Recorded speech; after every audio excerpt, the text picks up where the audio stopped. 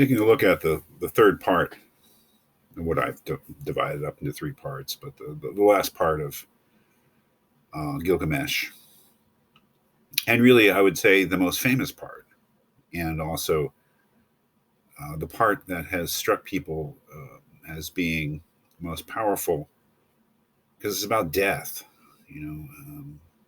Enkidu or Enkidu has died, and Gilgamesh responds to this by completely freaking out. And who can blame him? If there's one thing to freak out about, it's death, as far as I'm concerned. When Enkidu dies, Tablet 9, over his friend Enkidu, Gilgamesh cried bitterly, roaming the wilderness, "I'm going to die. Am I not like Enkidu?" It's typical, I would say typical Gilgamesh response, in the sense that he loses his friend. And obviously this is a great blow to him.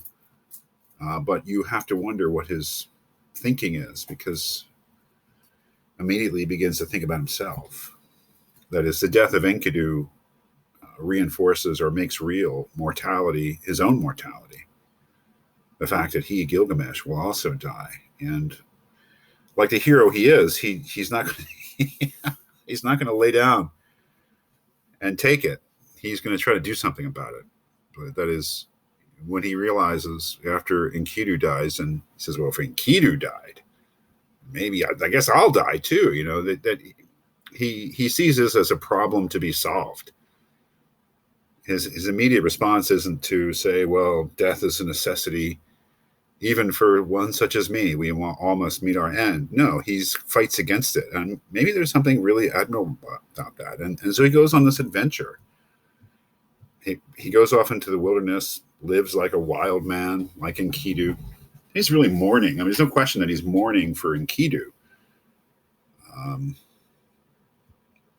But then he goes on this quest to find Udinapishti, the Eternal One,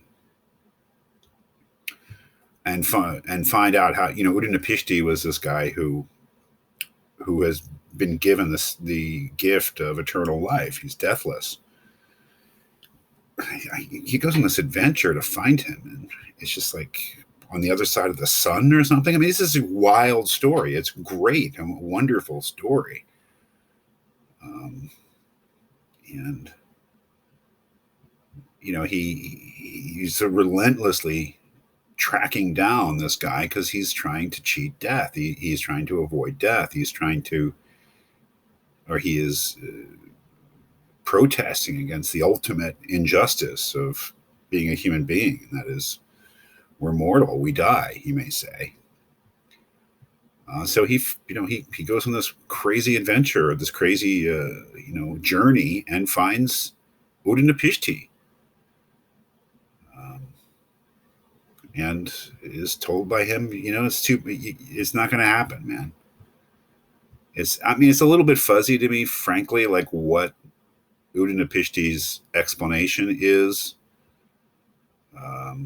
to Gilgamesh as to why he cannot share the gift of immortality with him that he was granted by the gods. And there's this whole story of the flood. Now, Udinapishti was a survivor of the Great Flood, and one of the stunning things when Westerners read this, when they were able to decipher the Akkadian language and actually read this, because no one had spoken or written this language in 2,000 years. So they basically had to figure it out, like the way they do, how to translate it, or how to read it.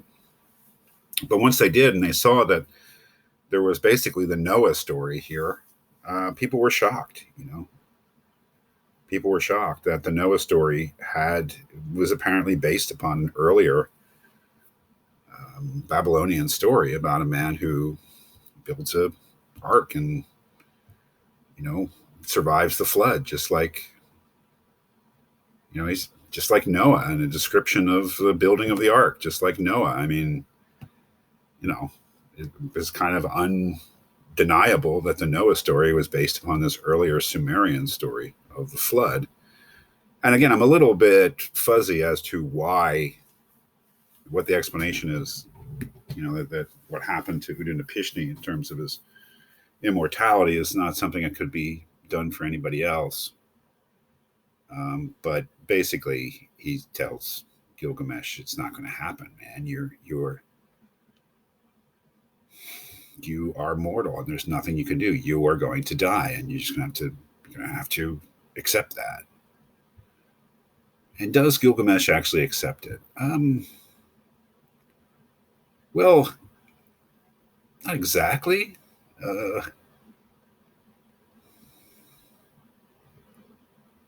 He can't give. Ibn Pishti feels for Gilgamesh. I'm here at page 19, I guess. So he can't give him immortality, but he tells him about this plant that can give him, that can make him young again. I don't know how old Gilgamesh is here.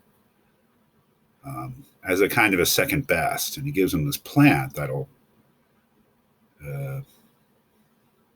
turn him young when he's old, which he promptly loses when he goes swimming.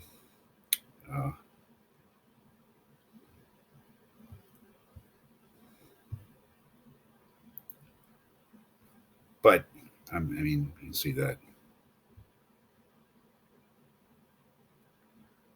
Yeah, he loses it. He drops it in the water, and then we're back at Uruk. I mean, I don't know. It's an ancient story.